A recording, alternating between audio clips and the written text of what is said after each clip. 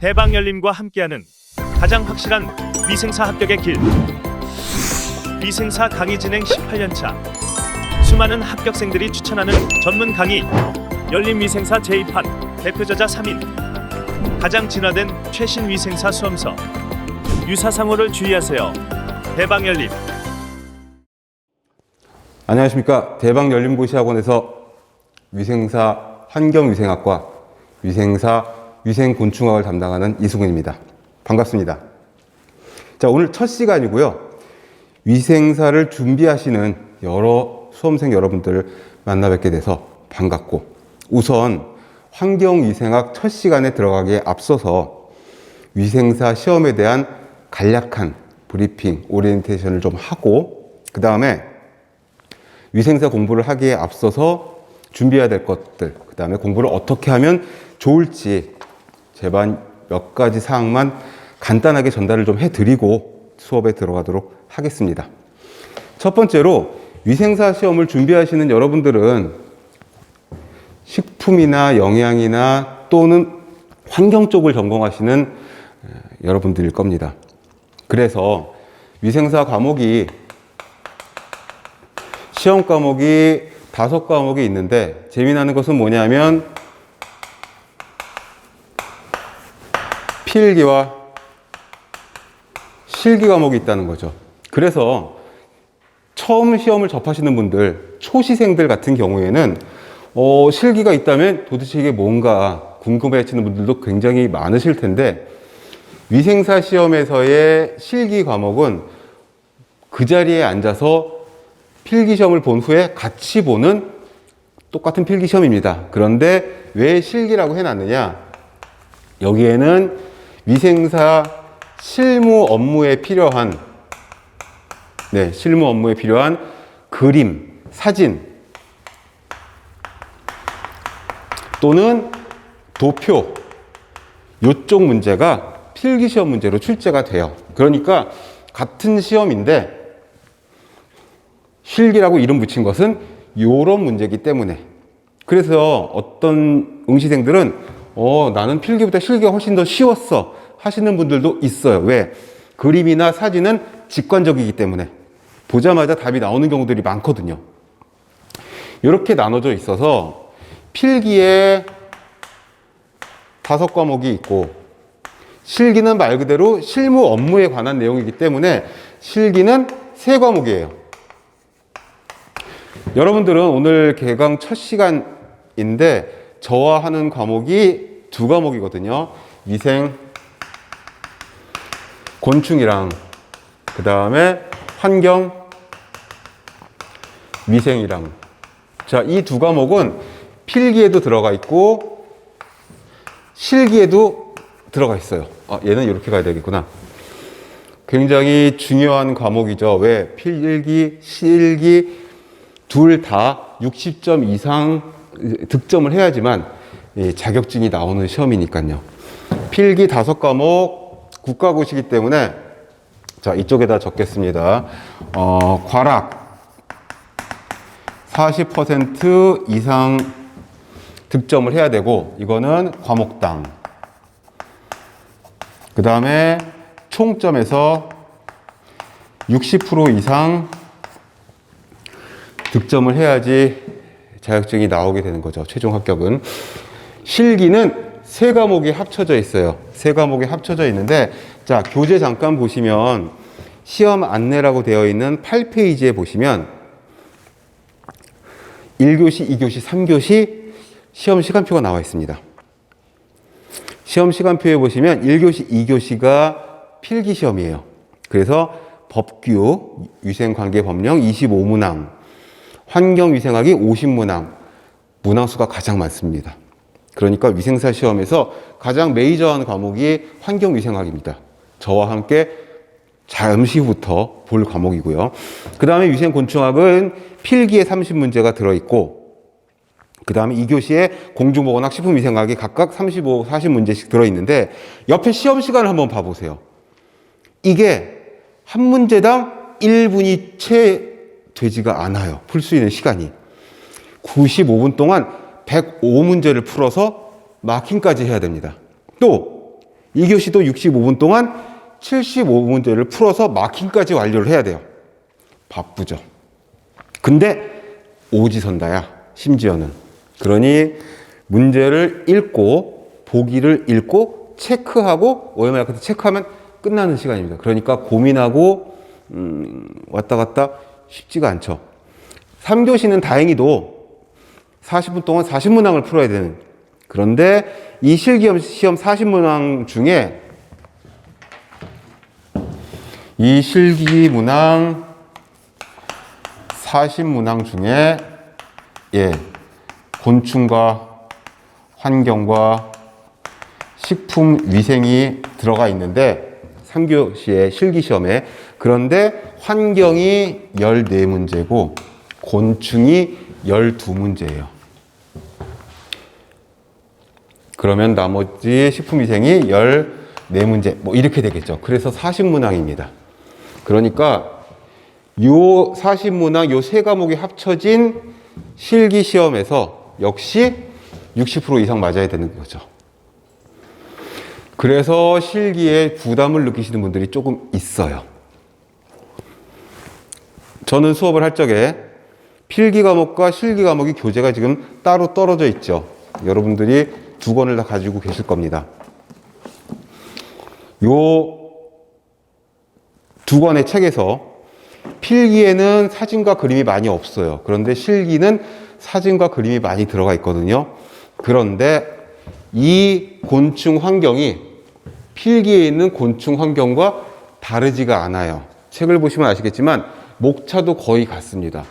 그래서 필기 수업을 할 때, 오늘은 첫날이라 개념 설명이 많아가지고 준비를 안 했는데 다음 주서부터는 필기를 할 때 빔으로 실기에 있는 사진이나 그림들을 살짝 띄워놓고 손으로 짚어가면서 설명을 해드리면서 이해를 돕도록 도와드리겠습니다.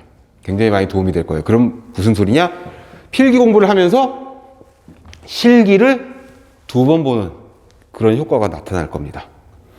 자, 시험에 관한 내용은 보통 이 정도로 마무리를 하고요. 다시 8페이지로 돌아가서, 자, 첫 번째, 여러분들이 듣고 싶은 말 중에, 여러분들께 하고 싶은 말 중에, 위생사 시험은 과목을 봐서 아시겠지만 처음 보는 과목인 위생곤충학이 들어있어요. 법규나 식품위생들은 공중보건학은 좀 우리가 익숙한 부분이 없잖아 있는데, 환경위생은 사실 그래요. 환경 쪽을 전공한 학생들도 조금 내용이 달라요. 환경공학 쪽이 아니라 환경위생 쪽이기 때문에. 그리고 위생곤충학은 어떤 전공을 했건 간에 위생곤충학은 익숙하지 않아요. 두 가지를 말씀드리려고 해요. 첫 번째는 긍정적인 측면.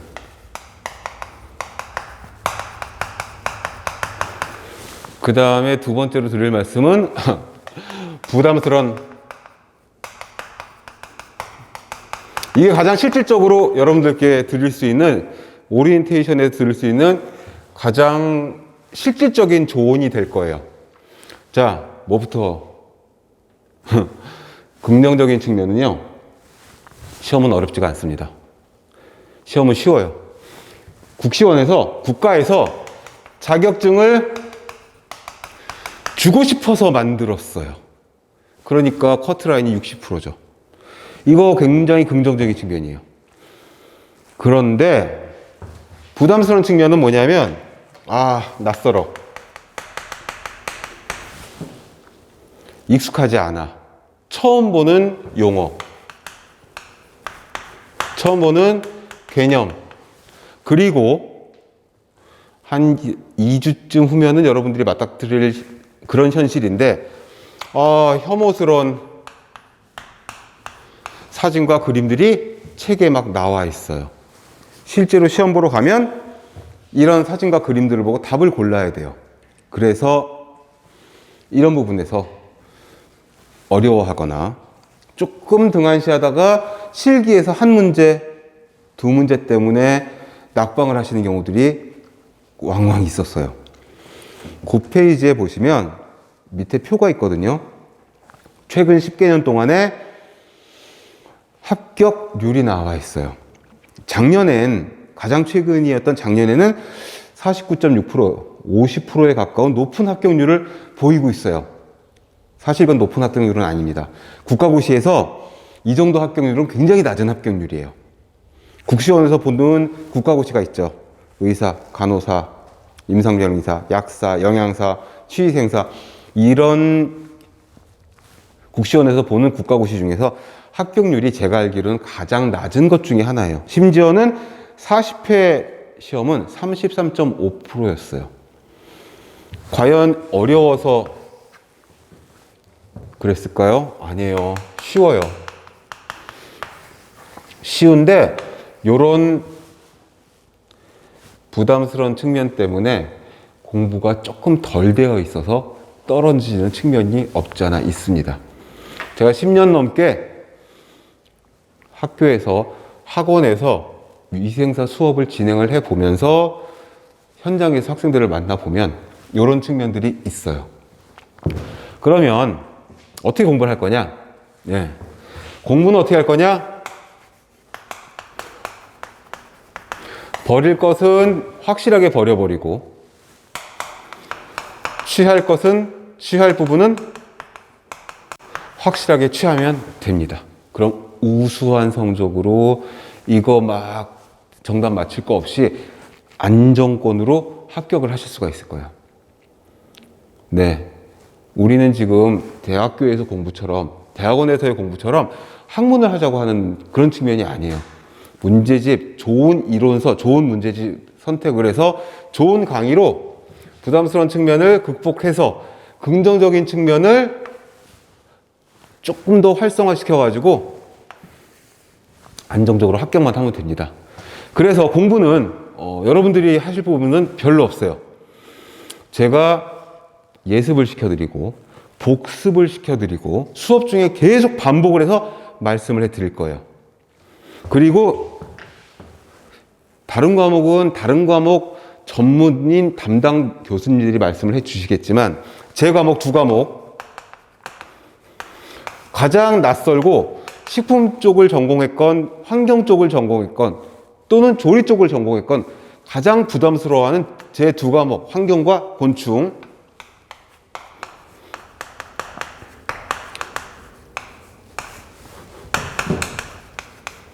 이게 제일 중요한 부분이에요. 개념과 용어, 정의. 이것만 확실하게 꿰고 있으면 정말 쉬운 과목들이에요. 그 부분에 중점을 맞춰서 낯설고 혐오스러운 그림과 처음 보는 용어와 처음 보는 개념, 여지껏 살아오면서 듣도 보도 못한 그런 공부지만 아주 쉽게 반복해서, 반복에 이길 장사가 없거든요. 우리가 다 천재, 무슨 이 수재 이런 사람들이어가지고 한 번 듣고 확 외워버리는 게 아니잖아요. 그래서 반복해서 한자로 되어 있는 용어의 개념들, 그 정의들, 이거 계속 말씀드리면 적어도 가장 낯설고 부담스러운 요 두 과목에서는 여러분들이 과락이 나온다든가 점수가 부족하다거나 이런 불상사는 생기지 않을 겁니다. 말이 너무 길었죠? 마지막으로 딱 하나. 그래도 난 모르겠다. 그래도 너무 어렵다. 하시면 어떻게 하죠? 선생을 괴롭히시는 거죠. 저를 괴롭히시면 됩니다. 어디에다? 네이버, 카페에 가입을 하세요. 네이버 아이디는 아마 전 국민이 다 갖고 있을 테니까 가입만 하시면 돼요. 영양 만점, 위생 만점. 카페에 가입하고 인사글만 아마 올리면 바로 등업이 돼서 모든 게시물이 열람이 되고 질문을 올리실 수가 있어요. 거창하지 않아도 돼요. 그저 폰으로 모르겠는 부분 문제 사진 찍어서 업로드 하시고 올리시면 돼요. 어디다가? 해당 게시판에. 그리고 제가 하는 요 두 과목은 게시판이 따로 있어요. 이승훈 교수의 환경위생, 위생곤충 게시판이 따로 있어요. 제가 하루에 한 번 이상씩 들어가서 답변을 달아드리고 있어요. 그러니까 무슨 말이냐면 공부하다 모르는 게 있으면 검색하지 마시고 여기다가 저한테 질문을 올리시면 제가 24시간 안에 답변을 달아드려요. 다른 과목들도 마찬가지입니다. 그래서 요약하면 첫 번째, 영양사 시험에 대한 개괄적인 내용. 다른 국가고시와 마찬가지로 과목당 과락은 40% 이상 취득해야지 과락이 안 되고 총점에서 60% 이상 되면 합격이다. 두 번째, 부담스러운 측면과 긍정적인 측면이 있는데 부담스러운 측면은 너무 낯설다. 너무 처음 보는 거다. 그런 만큼 어렵진 않아요. 그래도 어려운 부분이 있다면 제가 반복해서 여러 번 설명을 해드리겠다. 그리고 정말 안 되는 부분들은 어쩔 수 없다. 버릴 것은 버려버리고 취할 부분 확실하게 취하고 그래서 조금 스마트하게, 조금 영악하게 시험을 분석해서 공부를 하자. 그래도 힘든 부분은 나올 거다. 사람이니까. 다 개개인마다 공부의 베이스가, 기초가 다를 테니까, 전공이 다를 테니까, 공부한 시간이 다를 테니까, 집중력이 다를 테니까, 그러면 카페에다가 질문을 올려서 해결을 하시라. 도와드리겠다. 24시간 이내에 답변이 달립니다. 그건 제가 여러분들께 약속드리는 부분입니다. 시험 끝날 때까지 여러분들이 합격해서 합격 수기를 우리 게시판에 자랑스럽게 올릴 때까지 우리 학원과 우리 영양사 교수진은 협조를 아끼지 않겠다라는 말씀을 드리고 이제 환경보건학 첫 시간, 첫 수업을 들어가 보도록 하겠습니다. 자, 교재, 필기 교재 232페이지를 펼쳐주시면 되겠습니다. 잠깐 앞장을 볼까요? 앞장을 보시면 환경위생학 목차가 있죠? 예, 목차 1번부터 8번까지 나와 있어요. 이게 위생사 시험에서 가장 큰 비중을 차지하고 있는 환경위생학의 시험 범위가 되겠습니다. 뭐? 환경위생과 대기, 대기오염, 급수위생. 급수위생은 물입니다. 근데 무슨 물이냐? 먹는 물이죠. 급수는. 그 밑에 있는 수질오염은 버리는 물들 또는 우리가 수돗물로 만들고 싶은 물인데 그 물이 오염이 되면 안 되겠다. 그쪽 부분을 보는 거. 그 다음에는 물 받고 공기 받으니까 뭐죠? 예, 폐기물도 봐야죠. 그리고 폐기물에는 폐수도 있고 하수도 있고 이건 완전히 버리는 물. 그 다음에 환경은 그것만 들어가는 게 아니죠. 주택 환경도 우리가 처한 환경. 옷, 의복위생, 그 다음에 집합소는 학교라든지 관공서라든지 극장이라든지 또는 뭐 마트, 백화점 이런 데가 전부 다 집합소. 여러 사람이 모이는 곳은 집합소입니다. 그 집합소도 굉장히 위생에 철저해야 되겠죠. 그 부분. 그 다음에 우리가 집에서 학교에서 먹고 마시고 자고 이것뿐만 아니라 인생의 한 3분의 1에서 4분의 1을 허비하는 일터. 일터에서의 보건, 산업보건. 이거 굉장히 중요해요. 챕터 1부터 챕터 8 소독까지가 골고루 출제가 됩니다. 그리고 중요한 부분들은 딱딱딱딱 정해져 있어요. 그 부분에 제가 초점을 맞춰가지고 개념과 용어 그리고 정의를 알아야지 응용이 가능하거든요. 예를 들어서 위생사 응시생 중에 식품영양학과 졸업 예정자들이 꽤 많으니까 그쪽으로 예를 들어서 말씀을 드릴게요. 자, 칼로리의 정의가 뭐죠? 열량의 정의가 뭐죠? 이렇게 물어보면 그래요. 에너지요. 칼로리는 열량이요. 뭐 이렇게 말한단 말이죠. 칼로리의 정의는 뭐죠? 물 1g을 14.5도에서 15.5도까지 1도씩 높이는 데 필요한 에너지가 칼로리의 정의예요. 다른 걸로 예를 들어볼까요? 살짝 공학이나 이과 쪽으로 하자면 밀도의 정의가 뭐죠? 밀도는 얼마나 단단하고 촘촘하고 빡빡한가? 이건 설명이에요. 정의는 뭐죠? 부피분의 질량. 정의가 필요해요. 정의. 정의를 알고 있으면 응용이 가능해요. 그래서 이 세 가지를 꼼꼼하게 잘 보시면 어렵지 않은 과목이 환경위생학입니다. 왜? 주변에서 볼 수 있는 것들이니까. 다시 232페이지로 가서 이제 한 줄 한 줄 같이 보면서 어려운 부분들을 꼼꼼히 파헤쳐 보도록 하겠습니다. 자, 첫 번째, 환경위생의 개념. 자, 위생의 정의. 위생은 뭐다? 질병의 전염환. 전염은 옮기는 거죠. 질병 옮기는 거야. 다른 말로 요즘에는 감염이라고 해요. 감염. 전염환, 감염환은 뭐죠? 이 환은 다 한자 용어예요. 한자 용어. 환은 동그라미, 골이란 뜻이죠. 환은 링이란 말이에요. 링.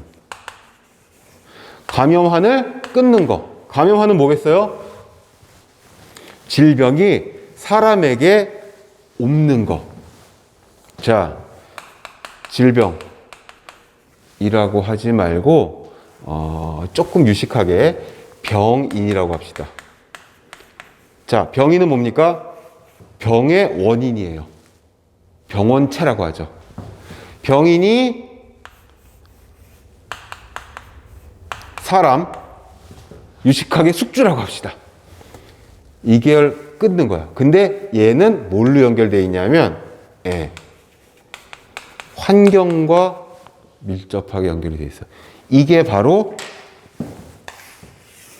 전염환이에요. 이게 바로 질병 발생의 3대 요소예요. 시험 맨날 나오는 거예요. 그래서 병인이 아닌 것은, 숙주 요인이 아닌 것은, 환경 요인이 아닌 것은 이렇게 나오는 거죠. 셋 중에 어느 하나만 없어도 질병에 걸리지 않아요. 질병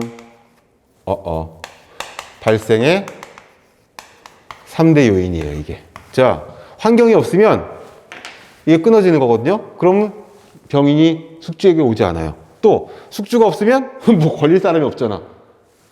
병인이 없으면 병균이 있어야 걸리지. 코비드19 바이러스가 있어야지 걸리는 거지. 그래서 이게 3대 요소예요. 그거를 어떻게 제거하거나 관리하자. 그래서 질병을 예방하자. 첫 줄은 바로 그 얘기예요. 완전 쉽죠? 이건 두 번 읽을 필요 없어요. 이해했으면 그냥 끝난 겁니다. 자, 두 번째, WHO, 세계보건기구에서 환경위생을 정의했어요. 역시 비슷해. 신체, 건강, 생존, 여기에 영향을 끼칠, 질병을 일으킬 수 있는 그런 가능성, 이런 것들을 다 통제하자, 컨트롤하자. 통제가 뭐예요? 코비드19 바이러스가 중국에서 시작을 했어요. 그래, 화낼 사람이 있을지도 모르니까 다른 걸로 합시다. 에볼라 출혈열이 있어요. 에볼라 출혈열은 1급 감염병이에요. 치명률이 굉장히 높아요. 걸리면 죽을 확률이 높단 말이지. 에볼라 출혈열이 아프리카, 콩고 이쪽 지역이 있어요. 가끔씩 확진자가 나와. 근데 그걸 연결해주는 환경, 올메와서 한국으로 비행기 타고 오는 사람, 또는 물건에 그 에볼라 바이러스가 묻어가지고 한국으로 오거나, 이 환경이 끊어져 있으면 병에 걸리지 않아요. 바로 그런 거죠. 그거를 컨트롤하자 이거야. 어떻게 컨트롤하는 거죠? 어떻게 통제하는 거죠? 검역을 하고, 그쵸? 체온 같은 걸 체크하고, 요즘엔 어떻게 하죠? PCR 검사 같은 것들 통해 가지고 격리 조치를 하고. 3번으로 가겠습니다. 환경의 분류. 환경은 어떤 환경? 자, 우린 이거에 대해서 하는 거니까. 환경 요인이 어떤 게 있느냐? 거기 뭐라고? 자연적과 사회적 환경. 자연적 환경은 뭐겠어요? 결국에는 여기 나와 있는 것처럼 생물학적인 환경, 물리화학적 환경. 기후라든지 토양이라든지. 기후가 덥거나 습하거나 그러면 감염병이 많겠죠. 그쵸? 미생물이 벌레가 많을 테니까 걔네들이 옮길 수 있는 질병이 많잖아요. 이런 게 자연적 환경이에요. 근데 사회적 환경이 재밌어요. 사회적 환경은, 사회라는 게 뭡니까?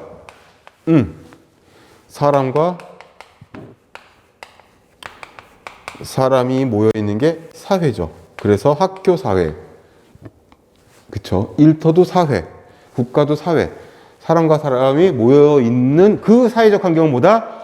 식생활이나 주택이나 산업시설, 또 문화 또는 정치, 경제, 교육, 종교 이런 것들이 사회적 환경이 돼요. 그래서 크게 둘로 나뉘고 시험 문제, 기출 문제 어떤 식으로 나왔냐? 다음 보기 중 사회적 환경에 속하지 않는 것은 1번 정치, 2번 경제, 3번 종교, 4번 문화예술, 5번 뭘로 할까요? 기후 이런 식으로 구분을 하셔야 돼요. 쉽겠죠? 이 구분만 잘 머릿속에 있으면 어렵지 않은 문제다. 그 밑에 이제 개요는 받고 공기부터 들어가자. 우리가 숨쉬는 공기. 환경에서 첫 번째는 공기예요. 자, 공기는 산소로만 이루어지지 않고 여러 가지 기체들이 섞여 있어요. 그 섞여 있는 기체를 지금 표로 정리를 해놓은 게 공기의 조성이에요. 조성. 어떤 비율로 섞여 있느냐. 이건 예전부터 다 아시는 거죠. 우리가 숨쉬는 공기가 100% 산소는 아니잖아요.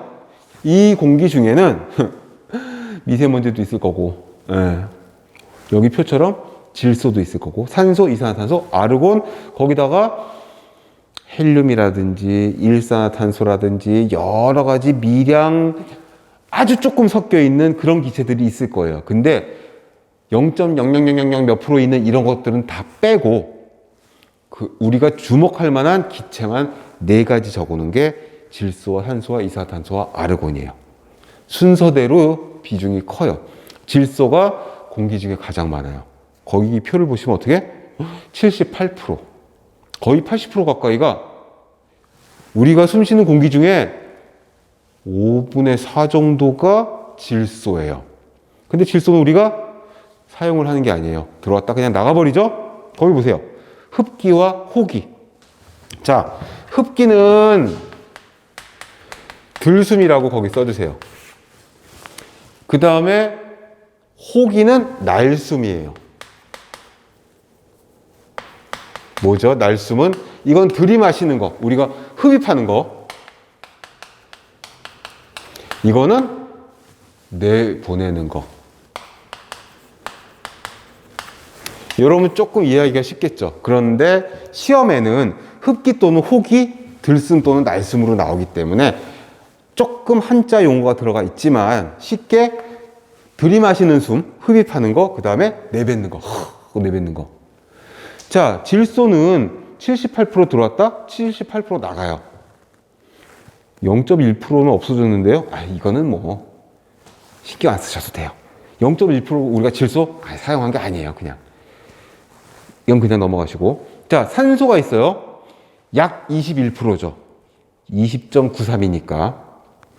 약 21%가 들어왔는데, 근데 나오는 건 뭐죠? 17%가 나왔죠. 그럼 뭐지? 차이가 4%잖아. 이거는 뭐죠? 우리 몸에서 사용이 됐다는 거죠. 무슨 소리지? 폐에서, 허파에서, 폐포, 허파과리에서 산소와 이산화탄소의 교환작용이 일어나잖아요. 그죠? 이건 다른 거 다 배운 거죠. 이 4%의 산소는 어디로 갔을까요? 폐에서 각 세포로 가서 세포 안에 들어있는 이거 갑자기 생물이 됐는데? 생화학이 됐는데? 미토콘드리아로 가서 에너지를 만드는 데 사용이 됐겠죠? 그리고 여기서 이산화탄소가 있죠. 얼마야? 0.03%밖에 없어. 근데 후 내뱉을 적에는 거의 4% 나오죠. 그럼 여기서도 거의 플러스 4% 정도가 나왔어. 이건 뭐죠? 역시 에너지를 발생시키고 나오는 그 이산화탄소죠. 왜 이렇게 길게 설명하느냐. 이 쉬운 걸. 이 작년 시험에 나왔어요. 기출문제 찾아보시면 아시겠지만 작년 시험에 나왔어요. 그러니까 어떻게? 용어가 조금 어려울 수 있지만 내용 자체는 쉽다. 그렇게 되는 겁니다. 자, 우리 교재 보시면 색깔이 2가지 색깔로 돼 있고 쭉 넘겨보시다 보면 기출 이렇게 되어 있는 부분들이 있어요. 이게 여지껏 누적된 잘못된 그 기출 문제들을 토대로 해서 많이 나오는 파트에다가 기출이라고 도장을 찍어 놓은 거예요. 이 파트는요, 작년에 나왔어요. 그리고 3, 4년 전에도 출제가 됐었어요. 체크를 해주시면 좋겠고, 그리고 이제 232페이지에 있는 요 표만큼 중요한 거, 아니 사실은 표보다 더 중요한 게 233페이지 맨 위에 있는 공기의 자정작용입니다. 여기는 중요 표시를 꼭 해두세요. 형광펜 막 촌스럽게 막 되게 눈에 잘 띄는 게 있다면 그걸로 표시해 놓으셔야 돼요. 요 1장에서 가장 중요한 부분 중에 하나예요. 이론도 많이 들어가 있고 그리고 출제도 많이 돼 있는 그런 부분이에요. 자, 그럼 하나씩 볼게요. 쉽게 가보겠습니다. 공기, 지금 우리가 공부하고 있는 이 공기, 질소와 산소와 이산화탄소가 주로 섞여 있는 이 공기가 자정작용을 한다는 거예요. 자정은 뭐죠? 스스로 깨끗해진다는 거죠. 스스로 깨끗이 정화가 된다는 뜻입니다. 스스로 정화가 돼. 공기가 스스로 정화가 되는 작용을 한다는 거죠. 왜? 공기는 눈에 보이진 않지만 어떻게? 되게 넓은 면적을 차지하고 있으니까. 여기서 불을 좀 피웠어. 연기가 막 나왔어. 근데 어떻게 되죠? 금세 없어져 버리죠. 사실 없어지는 건 아니고 넓게 퍼진 거죠. 이따만한 큰 수조에 깨끗한 투명한 물이 들어있는데 잉크를 한 방울 떨어뜨렸어. 티가 나나요? 쫙 흩어져서 안 보이죠? 그게 첫 번째의 자정작용이에요. 희석. 그 유해 성분이 파란 잉크가 연기가 없어진 건 아니지만 너무 연한 농도로 희석이 돼버린 거죠. 그걸 첫 번째 공기의 자정작용이라고 이야기를 해요. 희석은 다른 말로 확산이라고 써도 돼요. 넓게 퍼진다는 뜻이죠. 어떤 용어가 나와도 공기의 자정작용이라고 볼 수가 있는 겁니다. 두 번째, 세정작용이 있어요. 세정은 깨끗하게 씻는다는 거죠. 공기를 어떻게 씻어? 비가 오면, 눈이 오면 습기가, 수분이 하늘에서 땅으로 내려오면서 그 중간 공기 중에 있었던 먼지라든지 가스, 나쁜 물질들을 흡착을 시켜서 바닥으로 떨어지죠. 그러면 물론 바닥은 더러워지겠죠. 미세먼지, 중금속, 황사 이런저런 것들을 다 흡착시켜가지고 바닥으로 떨어지니까. 그치만 어떻게? 공기는 깨끗해지는 거죠. 이거는 공기의 입장에서만 보는 거예요. 바닥은 더러워질 수 있고 그 물이 흘러 어디로 가? 강으로 가고 바다로 가서 수질오염이 될 수도 있어요. 그러나 우리는 공기의 입장에서만 지금 보는 거예요. 공기의 입장에서만. 그래서 공기의 자정작용에 세정작용이 있어요. 씻어주는 거지, 공기를. 또 세 번째는 뭐죠? 산화. 산화는 화학 반응을 말하는 거죠. 화학 반응을 말하는 건데 공기 중에 어떤 유해물질, 어떤 미생물, 병원성 물질 뭐가 있건 간에 공기 중에는 아까 봤다시피 공기 중에는 질소가 있고 산소가 있고 여러 가지 것들이 있었어요. 이산화탄소, 아르곤 이런 거 있었잖아요. 그 중에 산소가 뭘 하냐면 산화작용을 해요. 산화작용. 예를 들어서 우리 많이 쓰고 있는 산소계 표백제 이런 것들, 옥시 어쩌고 하는 것들, 표백, 산화, 악취 제거, 살균 이런 작용들을 해요. 뭐가? 산소만 하느냐? 산소로부터 만들어질 수 있는 과산화수소가 있죠. 과산화수소는 이렇게 쓰는데 이거 소독약으로 많이 사용을 했었던 거예요. 아직도 쓰고 있는 데가 있죠. H2O2는 강력한 산화제예요. 그러니까 소독과 자정작용을 도와주는 물질이 될 수 있겠다. 근데 그것만 있느냐? 공기 중에는 이거는 산소 2개짜리잖아요. 산소 원자 2개짜리가 산소 분자가 된 건데 산소 원자 3개짜리도 있죠. 오존. 오존은 강력한 산화제고 강력한 살균력을 가지고 있어요.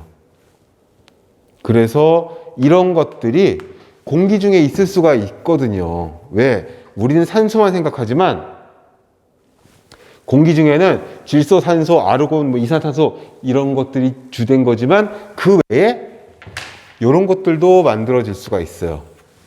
왜? 공기 중에는 공기만 있는 게 아니라 햇빛도 있고 온도도 추운 데 있고 더운 데 있고 바람도 있고 여러 가지 조건들이 있기 때문에 얘네들이 만들어질 수가 있는 그런 상황이 되거든요. 근데 얘네들이 자정작용을 도와주는 역할을 한다는 거죠.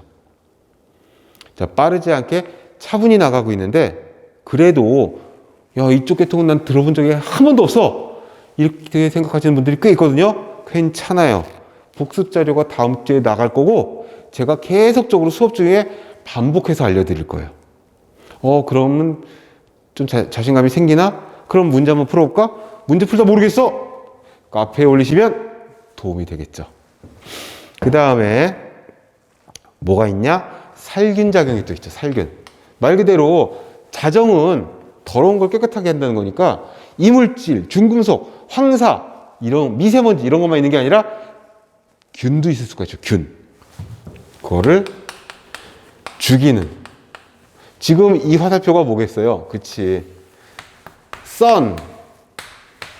태양으로부터 내려오는 자외선. 이놈의 자외선이 보라색, 바깥, 그래서 울트라 바이올렛 이런 뜻이거든요. 자외선이.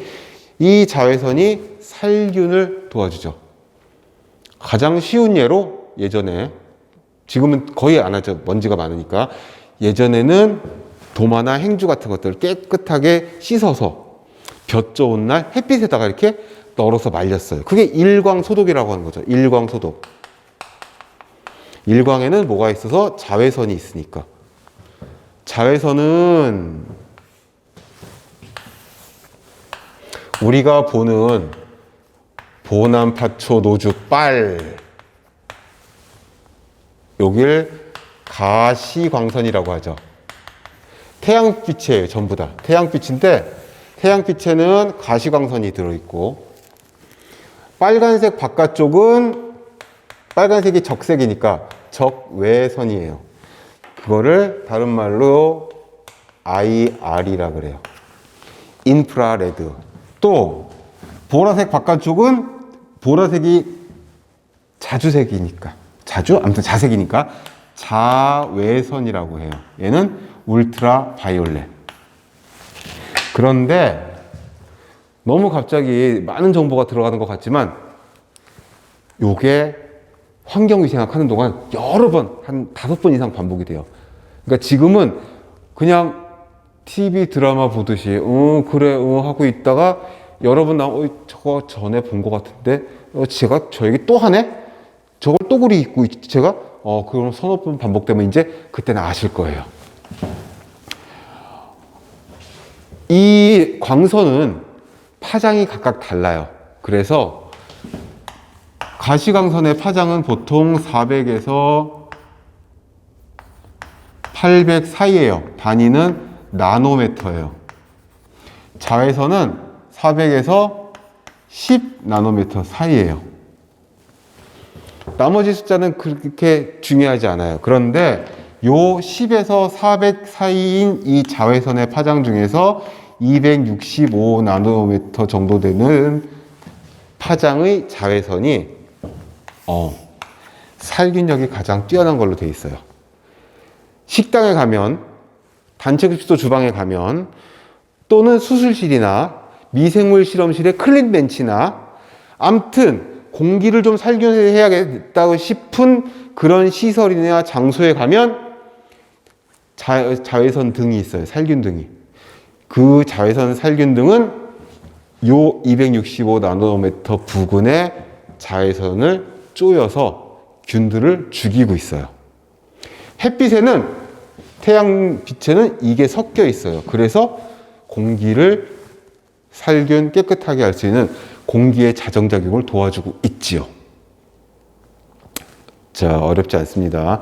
한 줄 한 줄 너무나 중요한 부분이고 시험에 잘 나오는 부분이기 때문에 한 줄 한 줄 같이 보고 있어요. 그 다음에 마지막 아니죠. 5번째 교환. 교환은 뭐냐면 보통 공기가 깨끗하다고 하는 건 뭐냐면요. 우리 입장에서 보는 거죠. 자, 물이 깨끗하다고 하는 건 다 사람의 입장인 거예요. 그렇죠? 미꾸라지나 미꾸라지한테 물어본 적이 없으니까 그게 말을 알아듣는지 모르겠는데 아무튼 미꾸라지는 흙탕물에서도 잘 살죠. 더러운 물에서도 잘 사는 그런 생명체들이 있거든요. 걔네들은 우리가 봤을 땐 더러운 환경이지만 걔네들한테는 굉장히 좋은 유익하고 건강한 환경일지 몰라요. 그러니 환경이든 위생곤충학이든 깨끗하다, 살균이다, 자정작용이다, 이건 전부 우리 입장이에요. 우리가 주인공이니까, 사람이, 숙주가. 공기가 깨끗하다는 건 무슨 뜻이냐면 공기 중에 산소가 많고 이게 많고 이산화탄소 기니까 CO2를 쓸게요. 얘가 적은 환경, 얘가 많은 환경. 이게 우리 입장에서는 좋은 환경이죠. 그러니까 산에 가서 공기 좋은 날 산에 가서 산은 나무가 있고 숲이 있으니까 산소 농도가 높다 그러잖아요. 그럼 우리가 상쾌함을 느끼는 거죠. 똑같아. 교환은 뭐냐면 이산화탄소하고 산소가 교환을 해서 산소량이 많아지면 깨끗해진 거다. 우리가 그렇게 생각하는 거예요. 이 일을 해주는 게 뭐냐면 녹색 식물들의 이파리에 있는 엽록소죠. 다시 말하면 녹색 식물의 광합성을 통해서 공기가 스스로 깨끗해지는 거다. 이렇게 설명을 할 수가 있다라는 겁니다. 이 부분을 잘 보셔야 돼요. 이 부분이 시험에 여러 번 나왔어요. 어떻게 나왔느냐? 이 부분을 교환으로 안 하고 여과로 바꾼 거야. 그러면 착각할 수가 있어요. 녹색 식물의 이파리가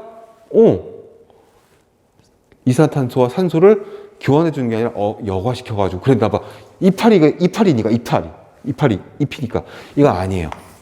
절대 아닙니다. 이거 나오면 절대 아니에요. 이 여과는 물의 자정작용. 근데 아무튼 여기서는 잊어버리세요. 교환작용, 녹색 식물의 이파리에서 이산화탄소와 산소가 교환되는 거. 그게 공기의 자정작용의 5번째.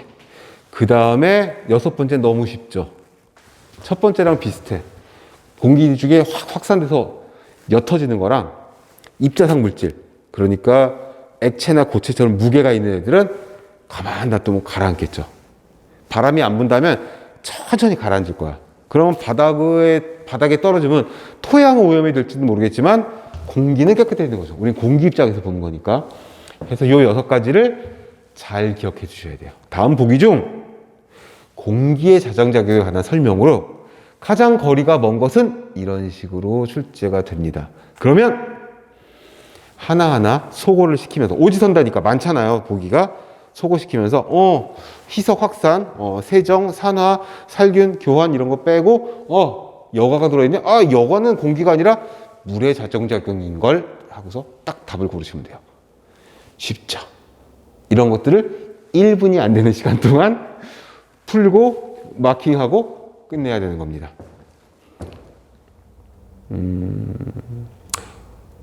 이렇게 말씀을 드리면 너무 시간이 촉박한 거 아니야? 싶으시지만 그렇지 않아요. 제가 위생사 시험을 2번을 봤는데 한 번 떨어져서 2번 본 게 아니라 2번 다 합격을 했어요. 근데 또 어떻게 하다가 2번을 보게 됐어요. 제가 굉장히 옛날 학번이기 때문에 국시원에서 전산화가 되기 전에 대학교 졸업 때 한번 보고 그리고 나서 2006년이었나? 접수를 한번 해봤어요. 수업을 하다가 학교에서 접수 마감 날이어서 그래가지고 학생들이랑 오늘 접수 마감인데 빨리 해야 되는데요. 그러길래 제 랩탑을 주고서는 야 이걸로 해 하는데 하는 거 보고 국시원 메뉴 중에 본인 마이 페이지로 들어가면 그거 있어요. 내가 국시원에서 취득한 자격증이 나오거든요. 면허증이. 그래가지고 두 개가 있으니까 검색해볼까 하고 들어갔는데 아무것도 안 뜨는 거예요. 제 학번이 아주 옛날 학번이라 전산화가 되기 전에 취득한 국시원 면허증 두 개가 하나도 안 뜨는 거예요. 그래서 근데 전 면허증이 있으니까 제가 한번 위생사를 접수를 했어요. 그랬더니 위생사가 접수가 되네. 그래서 그때는 문제가 비공개였기 때문에 가서 시험을 봤어요. 요즘 이렇게 나오는구나 하고 떨어졌으면 또 볼 수 있었는데 또 붙어버렸네. 그래서 그 다음서부터는 못 봐요. 그 다음에 한번 접수를 했더니 국시원에서 전화가 오더라고요. 선생님 합격하셨는데 왜 또 접수를 했죠? 환불 할게요. 그러더니 탁 환불이 바로 되더라고요. 아무튼 실제로 시험장에 가시면 시간이 좀 남아요.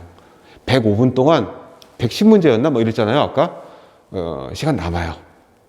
왜? 쉬운 거는 보자마자 답이 나오거든. 5초도 안 걸리거든요. 그래서 시간이 그렇게 많이 촉박하지 않아요. 그건 걱정하지 마시고 시험에 임하시면 되겠습니다. 자, 굉장히 중요한 개념을 두 가지를 했어요. 출제가 진짜 많이 되는 부분을 두 가지를 했어요. 벌써 45분 동안. 오리엔테이션 빼면 한 30분 동안. 뭐지? 공기의 조성, 들숨과 날숨에서의 차이. 왜 차이가 나는지, 차이는 얼마나 나는지, 그 다음에 공기의 자정작용 6가지. 이건 정말 중요한 거.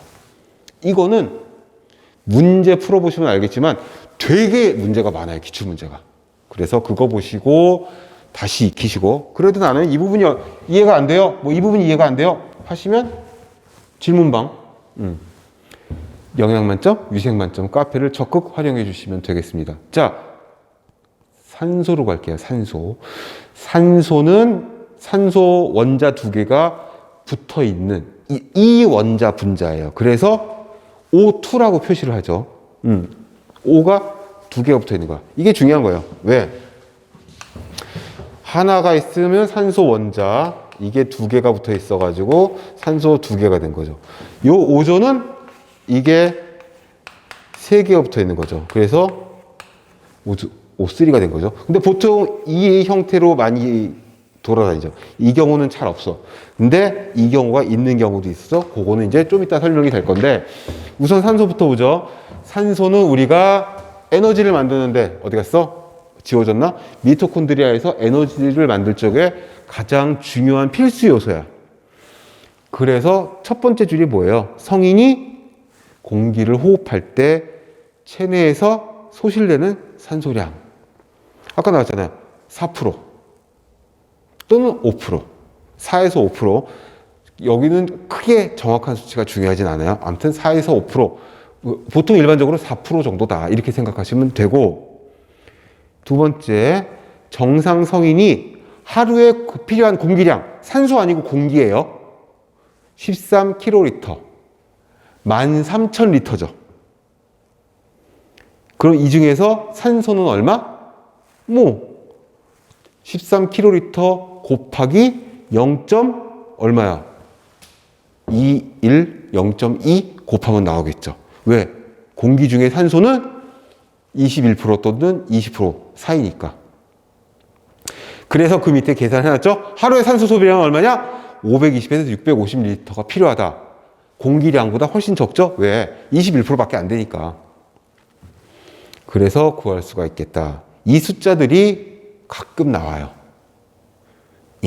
왜? 객관식 문제니까. 객관식이니까 다음 보기 중 산소에 대한 설명이다. 대기 중에 있는 산소에 대한 설명이다. 가장 거리가 먼 것은 1번 정상 성인의 1일 공기 필요량은 13,000리터다. 2번 하루의 산소 소비량은 보통 0.52kL다. 520리터면 0.52kL가 되겠죠.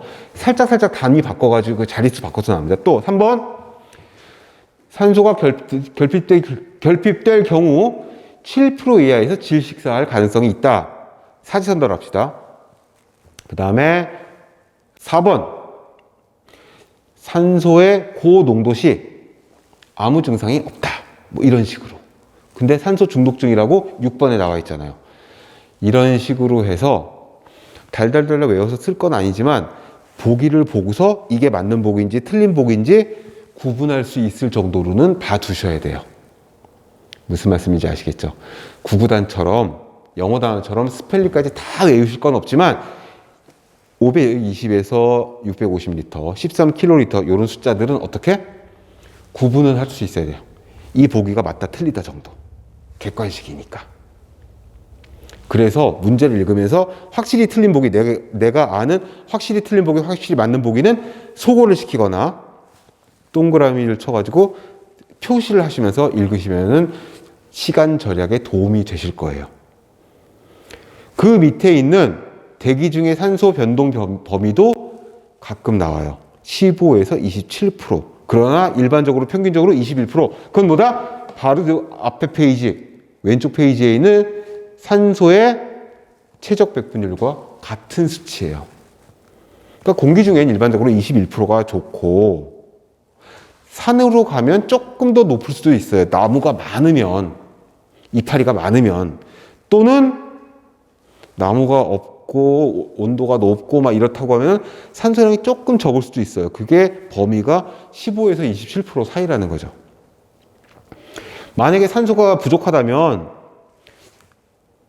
21%가 가장 우리가 살기 적당한 산소의 농도인데 14% 이하가 된다면 저산소증. 숨쉬기 힘들겠죠? 10% 이하가 되면 숨을 못 쉬어. 너무 적은 거지. 7% 이하가 되면 돌아가실 수가 있는 거예요. 죽을 수가 있다. 요 14, 17 퍼센티지에 따른 인체의 변화도 체크를 해두시고 어쩔 수 없습니다. 50문제나 나오니까 필기 시험에 어디서 나올지 몰라요. 체크해 두시고 너무 산소가 많아도 좋은 게 아니야. 고농도 산소, 산소 중독이 될 수가 있다. 그래서 사람은 인체는 21% 정도의 산소에서 가장 컨디션이 좋게 되어 있지 너무 많거나 너무 적은 건 좋지 않다. 그래서 어떻게 되어 있습니까? 산소 농도 21%, 산소 분압이 16mmHg 이상. 이건 압력이죠. 보통 우리가 살고 있는 1기압은 평지 1기압이라고 하잖아. 1기압은 760mmHg입니다. 이것도 시험에 잘 나오니까 체크를 좀 해두시고요. 그리고 너무 산소가 많으면 폐가 부어, 폐부종, 충혈, 호흡 억제, 호흡이 오히려 안 돼, 폐 출혈, 큰일 났죠. 폐에서 피가 나면 흉통, 가슴이 아파, 섬액, 맥박이 잘 안 잡히는 거예요. 이런 증상들이 산소가 너무 많아도 생길 수가 있다. 그러니 이 부분들을 우리가 꼼꼼하게 잘 체크해서 공부를 해둬야 시험 문제에서 이건 어려운 파트가 아니거든요. 이런 문제가 나왔을 적에 잘 풀 수가 있겠다. 잠깐 쉬었다가 233페이지에 있는 질소, 이거 질소 중요하거든요. 질소에다 일단 중요 표시해 두시고 잠시 쉬었다가 들어와서 진도를 이어나가도록 하겠습니다.